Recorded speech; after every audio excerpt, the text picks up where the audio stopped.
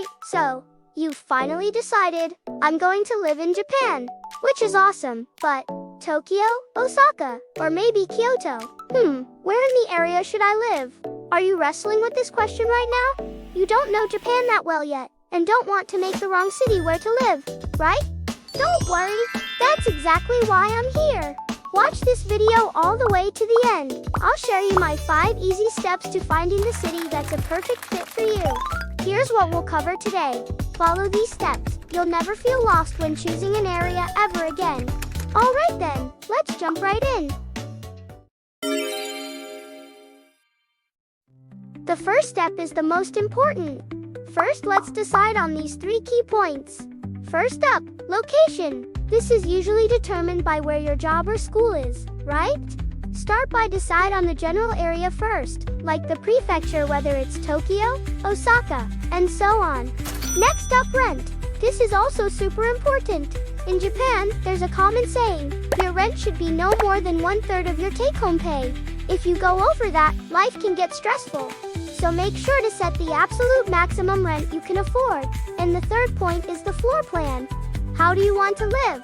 Chilling by yourself? With a partner? A one-room is a compact type where the kitchen and living space are in the same room. It's perfect for living alone.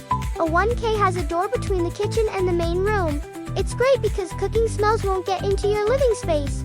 A 1LDK is a more spacious type where you have a separate bedroom, plus a living, dining, and kitchen area.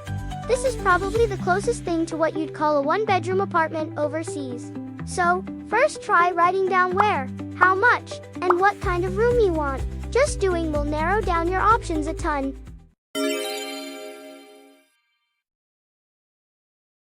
Once you've decided on those 3 points, it's time for the next step. Let's narrow down the area even more specifically. Step 2 is to choose by train line. In a huge city like Tokyo, there are tons of train lines running, like the Yamanote line or the Kuo line. A station on a line that can get you to work or school without any transfers is super convenient, right? Try using Google Maps to find the most convenient train lines for you.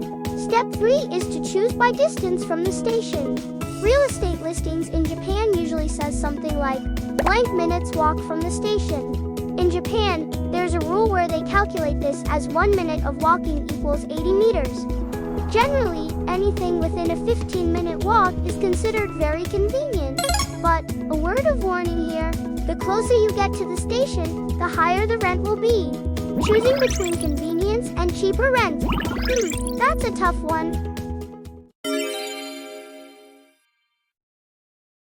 Have you come up with a few potential areas now? In step 4, let's check for your personal livable. Convenience means something different to everyone, so I recommend making your own personal checklist. If there's a neighborhood you like, the absolute best tip to avoid mistakes to walk around the area yourself or take a virtual walk with Google Maps Street View before you sign the contract. And now for the final step, step 5, and that is checking for safety. Japan is known for being a very safe country, but it's still a good idea to be mindful of safety, right? This is especially important for women living alone or for those with families. As a general guideline, let's look at the crime rate. For example, places like Shinjuku and Shibuya in Tokyo or Kuo Ward in Osaka are some of the most bustling areas in Japan. So, with that many people, there tends to be a higher chance of trouble. But don't worry, the National Police Agency of Japan publishes a report called the Hanzai Higashi Hakusho, or the White Paper on Crime Victims, and there's an English version available. If you're concerned, I definitely recommend checking it out. Great job, everyone! You've now mastered the 5 steps for choosing your area. Follow these steps one by one. You'll find the perfect city just for you. Make your new life in Japan something wonderful. On Moovin, you can search for apartments in Japan from anywhere in the world. We offer support in Japanese, English, Chinese, and Vietnamese. So be sure to check out our official website from the link in the description. If you thought this video was helpful or interesting, please subscribe and hit the like button. What kind of city would you all like to live in? Let us know in the comments below. Alright then, see you in the next video. Bye bye.